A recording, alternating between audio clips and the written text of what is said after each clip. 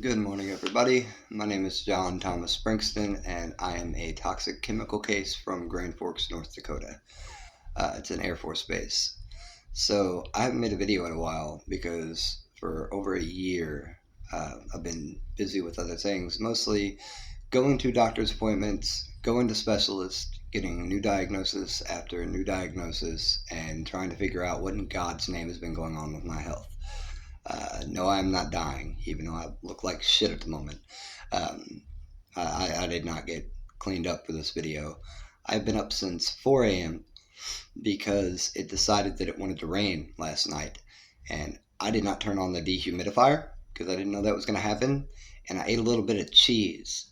So I'm not allowed to breathe in the middle of the night. And I wake up.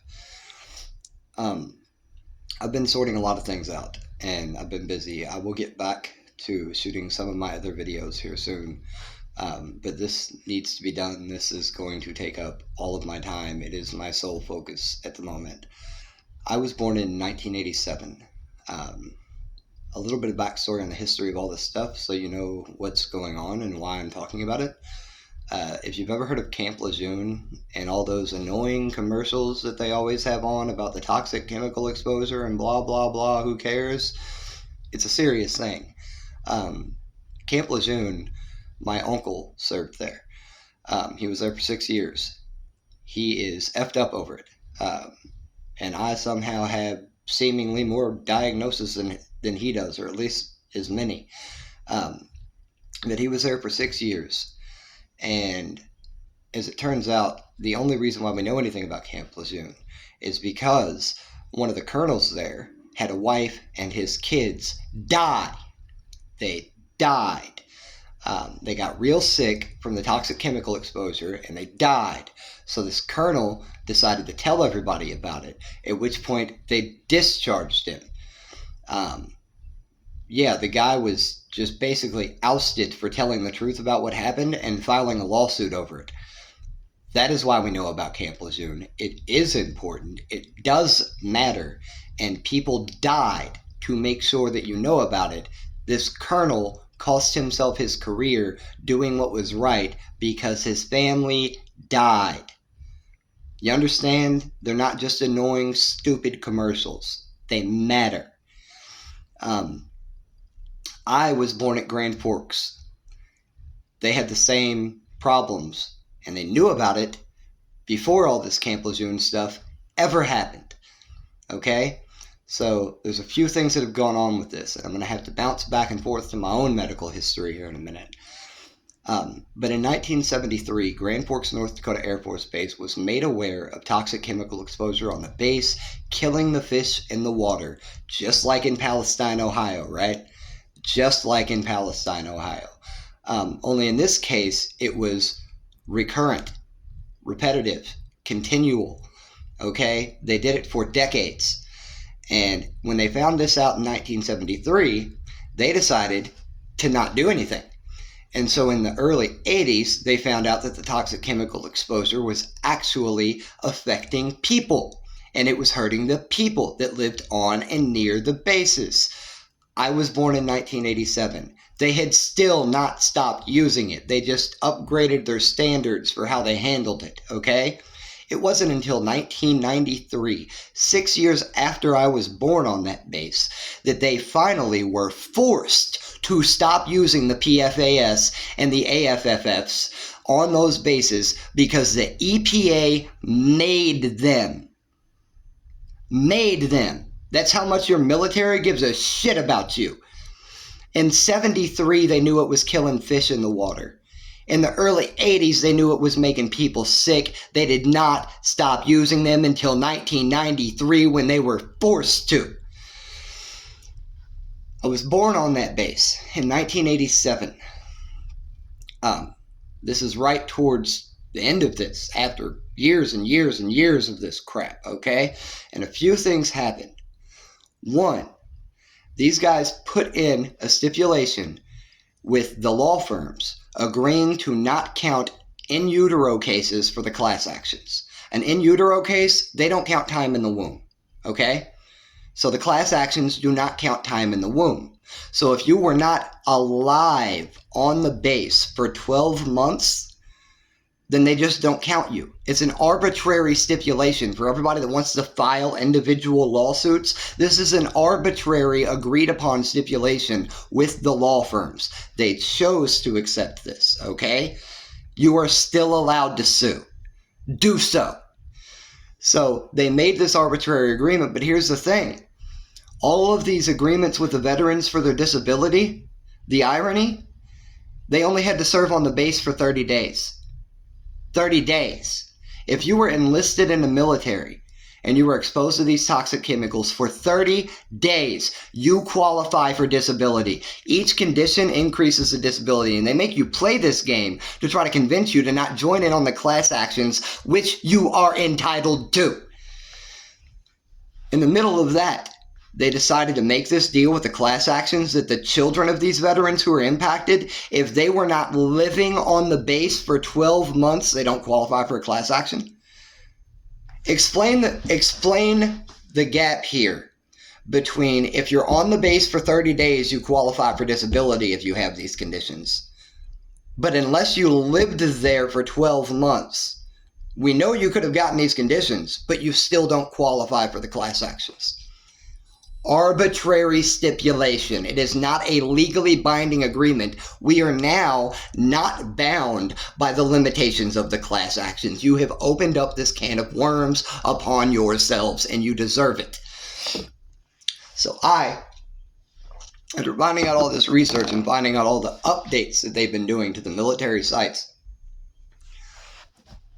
they've now included more and more conditions for these veterans. Quietly, privately.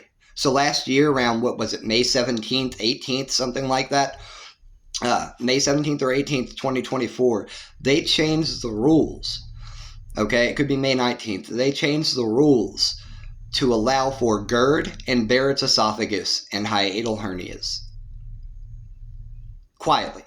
They don't inform the general public and all the other people impacted. They just allow you to qualify for disability if you are in the military, etc. This is a crock of shit. This is the Pelican brief in real life. Do you all not understand this? Is this hard for you to grasp? This is the Pelican brief in real life. This is what the military did to us. So, I was born on that Air Force base. I spent 9 months in the womb. During my most critical developmental stages, 9 months in the womb, my mom is drinking the water that is being passed on to me with the toxic chemicals in it. After I'm born, I was on the base for about 5 months. Note, the military will not take a public political stance against abortion and fight for life beginning at conception. The religiously conservative, dominant U.S. military that gets involved in politics elsewhere with transgender issues, etc., has no comment on abortion, because if life begins at conception, then they open up a can of worms of liability for all the toxic chemical cases, don't they? The class action in utero stuff goes out the window. They can't use it. It's invalid. Well, over the past month, they've signed some sort of executive initiative to consider children alive in the womb, regardless. Whether that is the case or not, there are still legal ramifications and legal avenues of approach, which I will get into, and I'll address it real quick with this. Mothers, via Supreme Court ruling in numerous states, and I don't need to hold back any ammo because you have to tell the other side what you're going to sue them for when you sue them, so this is all very public right now anyway.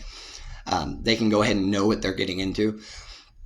Supreme Court ruling in over 5 states have already ruled that mothers can be sued by their children for fecal alcohol poisoning. In states where abortion is legal, where they do not consider a baby alive at conception, okay, mothers can still be sued by their children because of fecal alcohol poisoning. So the other side would typically try to argue ad hoc or hoc or proc or something along those lines, where they say that there's no correlation. Well, the problem is we have a direct cause and effect. We already have acceptance upon the U.S. military that they did this, okay? And we also have cases here saying that mothers can be sued by their own children because of cause and effect. It doesn't matter whether the child was alive in the womb. The in utero claims are an arbitrary stipulation, okay? I can sue the U.S. Air Force's pants off. They can't do a fucking thing about it to stop me. And now I'm going to. Because after I was born on that base, a few other things happened. I was also a case study for HIB. I caught a rare childhood sickness called Hemoinfluenza-Cellulitis-Type B. My mother saved my life. My parents bringing me to the emergency room because my face started swelling up saved my life, because before that, the doctors on the military base told them that I had an ear infection and sent me home with antibiotics. My mom thought I was having a bad reaction to the antibiotics. When they took me back, the doctors knew what the hell happened. They did a spinal tap to test for meningitis, which they did because they knew I had HIB. They acted like this was separate at first, okay? Then they had off-base doctors come in. I was treated by some off-base doctors as well who were studying me, and a case study, a military case study, a medical case study for Hemoinfluenza-Cellulitis-Type B. That was in 1987. You used me as a guinea pig to come up with that vaccine that you gave out in 1988 so that you could brag about saving fucking lives after you fucked mine up. After this HIB diagnosis, I spent 5 days in the hospital, sick, just god-awful sick. They supposedly saved my life, that they saved my life. Okay, let's give them that credit. So, after this, they gave my parents no warning of any of the toxic chemical exposure. What do you think they were studying me for in 1987? They knew about the toxic chemical exposure in 73. They knew it was affecting humans in the early 80s. And they knew they had a sick kid with HIB there on the military base who was there for an extended period of time aside from the in utero. They knew. They were studying the toxic chemical exposure stuff as well. So after all this bullshit, everything gets swept under the rug. They give my parents no notice about this toxic chemical exposure stuff. They don't tell anybody because they're too busy trying to cover their asses. My parents proceed as normal with me, okay? I end up being a sick kid with all kinds of different problems. First, a bilateral testicular hernia. As a baby, a bilateral testicular hernia as a baby. I wasn't, 2, 3 years old? Something like that. I ended up having to be circumcised by the time I was 5 for medical reasons because something else was effed up, which thank God they fixed that. I stopped breathing in my sleep at a certain point when I was a kid. I woke up in an emergency room. They diagnosed me with asthma. I dealt with an inhaler for however many months. It was like close to a year. And then I had another doctor, Dr. Balcom, say he doesn't have asthma. He needs to have his tonsils removed. But for some reason, they didn't take my adenoids, even though they took my tonsils. I've had tubes put in my ears 3 fucking times. The last one got embedded in my goddamn eardrum. I have scar tissue galore. You know what they want to do to deal with the reverse pressure issues I'm going through? Put tubes in again. You think I'm going through? No, it's not happening. I've had so many things happen through my childhood. I ended up getting sun poisoning is what they diagnosed me with. I have vitiligo. I am losing most of my pigment, okay? This is, just so that you're aware, I have some tan on my arm still. The rest of it, gone. Albino. My legs, gone. I have generalized symmetrical vitiligo. They want to send me to a fucking dermatologist. It's an autoimmune condition. I can take a bath in cream. It's not going to fix it. I'm a toxic chemical case. Get diagnosed with sun poisoning. I keep getting sunburned. Can't figure out what the hell's going on. I'm losing my pigment. There's just a little bit of dermatitis. Something keeps getting brushed off. Nobody knows what in the hell's going on with me. I grow up. And it's one thing after the other, having breathing issues, this, that, and the other. I don't get diagnosed with any allergy problems. Nobody tested me for allergies. I have no idea why. So I end up playing football, flag football when I'm a kid. They put me in full contact. The first hit I took, I knew, and I quit. That was the reason why I never played football like my brother. I took one hit in elementary school and said, I can't. I'm done. Went from flag to contact, done. Done with contact sports. Couldn't do it. I'm always getting hurt. I was never able to keep up with stuff, and everybody's like, oh, well, he needs to get over it. Stop being a baby. I grew up with veterans in my family and construction workers. You think anybody took it easy on me? In the slightest? No. I had a shovel in my hand by the time I was 13 fucking years old. I shouldn't even been in the sun. So I get all these random things happening to me when I'm growing up, just throughout. And it's just one issue after the other. Nobody ever knows what in the hell's going on with me. I get diagnosed with ADHD. My teachers wanted me in advanced classes. Did you know that? Yeah, I have a 96 to 97th percentile comprehension level. I received 2 Young Authors Awards. I won the fucking math award in 5th grade. They wanted me in advanced classes. What happened? Doctors wanted me on Ritalin for the ADHD because I got a behavioral disorder. I mean, obviously, I'm frustrated, so I must have anger issues. I got a behavioral disorder from toxic chemical exposure. It was not my fault. They put me on Ritalin for a year until my parents realized I was a zombie. And they said, you know what, this isn't our son anymore. Let's take him off of the low doses of methamphetamine. That, for those of you that don't know, that don't understand chemistry, Ritalin is low doses of meth. Yeah, it's an amphetamine. You know what amphetamine is? It's the shit that the Germans invented during World War II so they could have super soldiers, okay? They're giving you low doses of amphetamine. The U.S. military, we reverse engineered the Germans' amphetamine and turned it into meth. That's why our soldiers were able to beat them. If you were wondering, we jacked our soldiers up with the same drugs. This is what they prescribed your kids in middle school. How smart are you as an adult? You're doing this to your kids? Really? That's what we're doing now? In 2025, I can understand a little bit in the 80s and early 90s with my own parents before anybody knew shit about what was going on. If you were in 2025 giving your kids Ritalin, you ought to be in fucking prison. Okay? Prison. Why? Because you're a lazy sack of crap that doesn't want to invest the time into your own child to deal with a problem that is not their fault. That's why. That's why. You should probably figure this out. That's your kid. That's your future. The thing that you birthed so that you could take care of it, so they could grow up and have a life. Maybe you should figure something out about this. So I get all these diagnoses as a kid. I somehow stumble into an adulthood.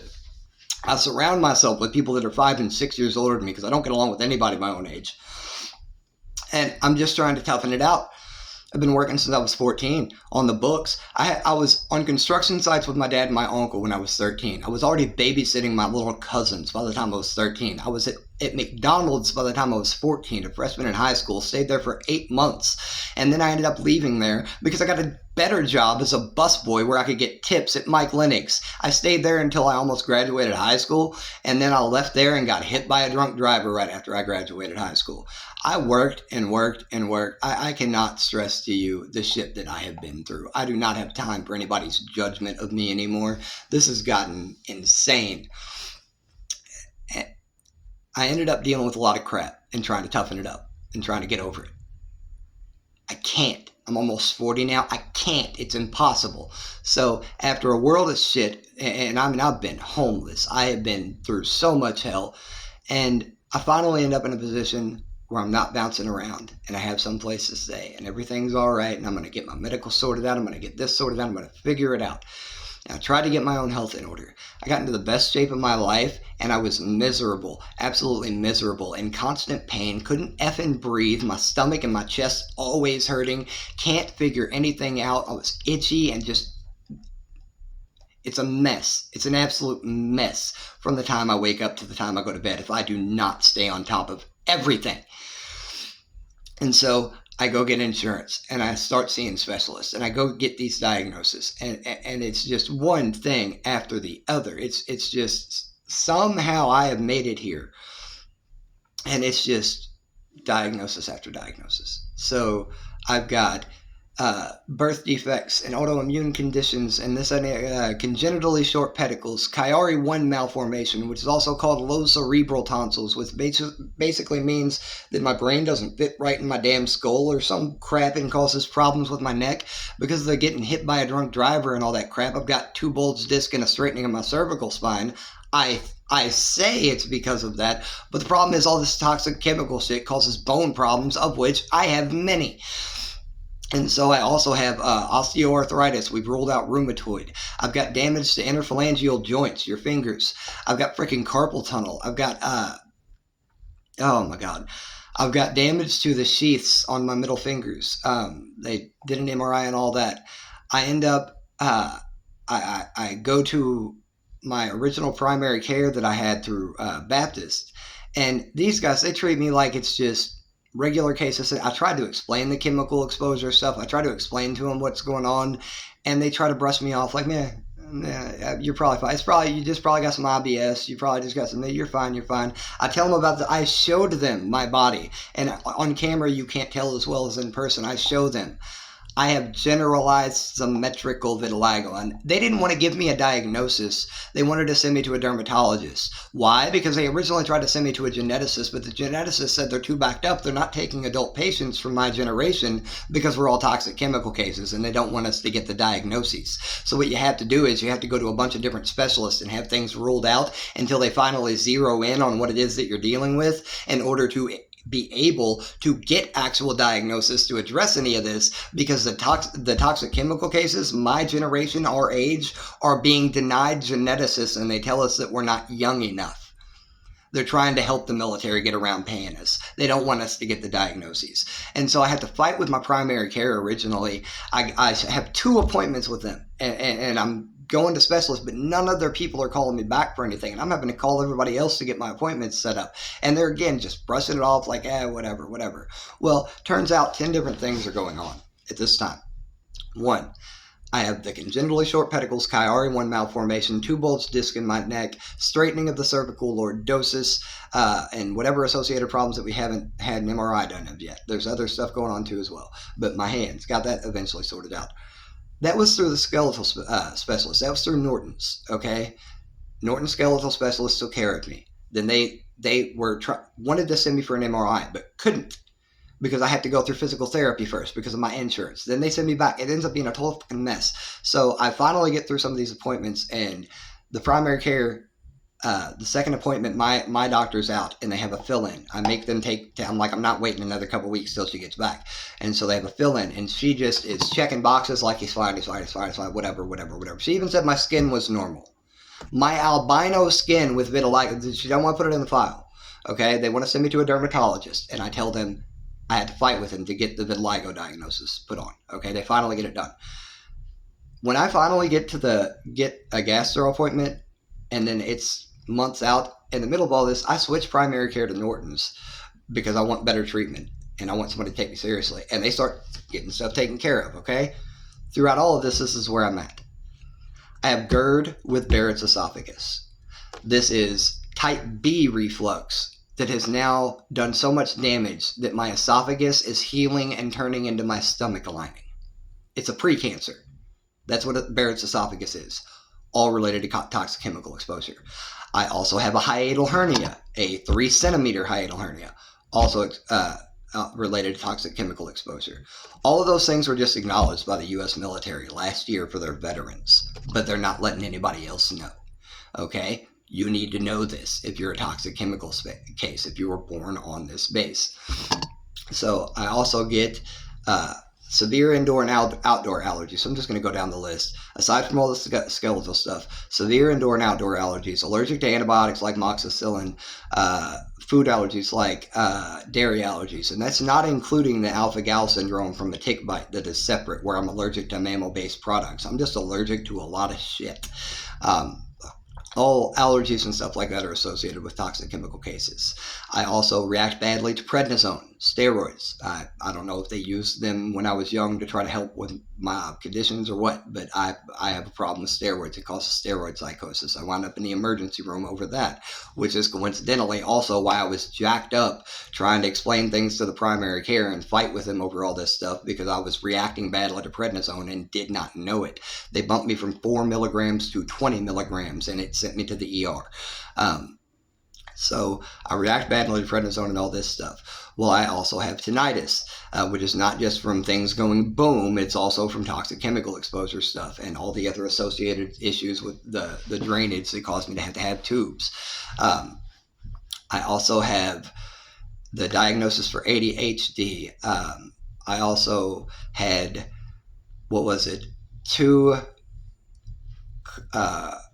two colon tubular adenemas, precancer polyps removed, and one removed on top. I have a 6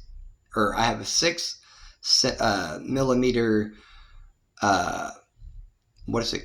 mucosal nodule, a 6 millimeter mucosal nodule here that was benign right now, but I had 2 precancerous polyps removed below, and I think I had another one up top or something. But those are the ones that I know of. That internal hemorrhoids, hiatal hernia, the GERD with Barrets Esophagus, all this, the precancers and everything else, that's all associated with the toxic chemical exposure. The Vitiligo, autoimmune condition associated with toxic chemical exposure. ADHD, behavioral disorder associated with toxic chemical exposure. The fucking tinnitus. I'm going down the list. Every diagnosis I'm getting, every single person I'm going to, every specialist is giving me a new diagnosis. Okay, I have problems swallowing because of this crap, because my esophagus is turning into my stomach lining. I wake up at 4 a.m. because it rained last night. I didn't know I needed to turn on my dehumidifier, and so I wake up and I ate a little bit of cheese. Sorry. This is what happens to me. This is what I deal with. And I try to drink some coffee in the morning. I can't. My throat's not having it, so I switched over to an energy drink because it's cold. Okay. This is my day-to-day life. If I try to lift things that are too heavy, my stomach feels like it's going to explode. If I stay out in the sun for too long, I get fucking skin cancer. There's not a thing that I can do in my daily life that does not demand that I pay attention to one of my umpteen million different conditions at this point. I can't do it. I can't function. I've got pill holders. I've got to take supplements and all this other crap. I've got a vitamin D deficiency. Okay, another issue. Fucking vitamin D deficiency. You see this? I don't have teeth. I didn't put my dentures in because I didn't care this morning. That's what happened to my teeth. A vitamin D deficiency that went undiagnosed for years because I had no idea to even look for any of this bone problem crap. I'm 38. I've got multiple precancers. Multiple precancers at this point. I'm screwed. You know it. I know it. Everybody on the planet knows it. If I don't get cancer, that would be the luckiest thing that has ever happened to me in my entire effing life. If I don't end up with full-on cancer, that would make me the luckiest human being to walk the face of the earth. I don't know how it's even possible with all of these diagnoses. And this is all in the past year. I'm 38. Just one example in all this. Okay, the chances of getting Barrett's esophagus are already low. Okay, the chances of getting any associated esophageal cancer is 0.5% as an adult. If you have Barrett's esophagus from GERD, this goes up to 5%, 10 times the chance. Imagine half a dozen conditions already like this that I know. Okay, I just spoke with my doctor about getting a hypothyroid test. Because somebody spoke with me about this. I need to have a hypothyroid test done. I know that now. So I'm going to get the blood work done on that. But we've ruled out celiac disease and ulcerative colitis. All the digestive issues I have, fortunately, those weren't on the list. But I've got all these precancers. And so I've set up something to check for the hypothyroidism. I've got urologist appointment coming up. I haven't had my kidneys and all that officially sorted. I did get a CT scan done of my stomach recently, and that came back clear. But this is an endless fight, guys. This is an endless fight. And what the U.S. government has done is they knew they were culpable. They knew they were liable.